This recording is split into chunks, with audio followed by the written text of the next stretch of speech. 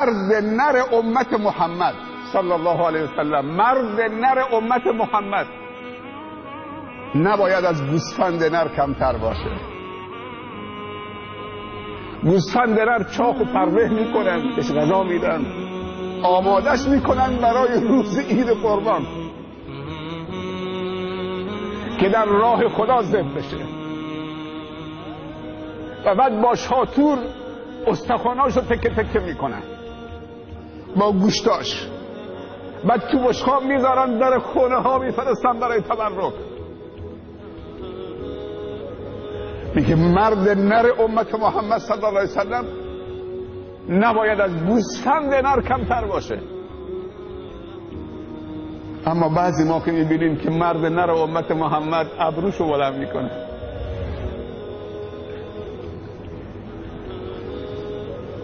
میره سلمونی موی روی سینه‌شو میزنه، حالا ریش بماند.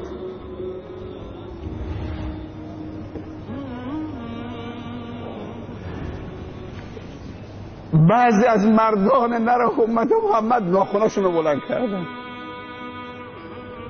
بعضی آرایش میکنن، بعضی لباس زنانی میپوشن، تو عروسی ها میرقصن. پیامبر صلی الله علیه وسلم لعنت کرده چند گروه. یکی از این گروه ها مردانی که خودشون شبیه زنها بکنن و زنهای از امتش که خودشون شبیه مردا بکنن، چه در لباس، چه در راه رفتن، چه در طرز حرف زدن. پیامبر صلی الله علیه وسلم به مردا میگه اخشوشنو.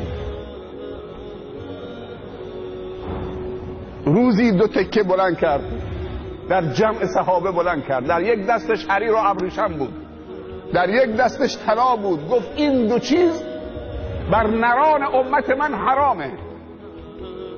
ابریشم به خاطر که لطیفه، به بدن میچسبه، موج داره،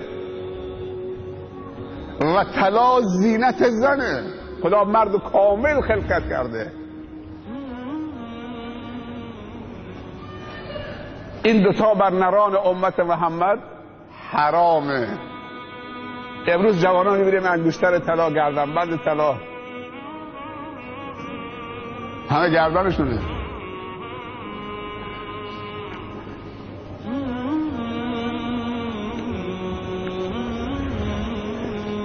مرد باید صفت باشه، محکم باشه.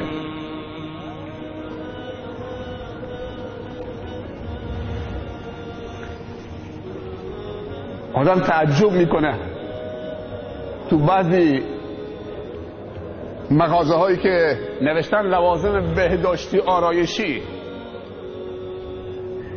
شما فکر میکرده که یه روزی تو یک مقطع زمانی زندگی بکنید که ناخنی که جزء فطرته باید قطع بشه، بره یه جایی دفن بشه تو خاک؟ این ناخن جزء فطرت انسان هاست، کاری به دین نداریم که بگیم این املاعات اسلامه. ناخن تو وسایل مغازه های آرایشی و بهداشتی به فروش میره. دخترها میرن اونجا ناخن میخرن. ناخن. آیا از دخترامون خبر داریم؟ تو دکه، تو مغازه ناخن میخرن، میچسبونن با چسب که ناخنشون بلند بشه. پدر میبینه انکار نمیکنه، برادر بزرگتر میبینه انکار نمیکنه. شنیدی بودیم که مسلمان بره ناخن بخره؟ سبحان الله.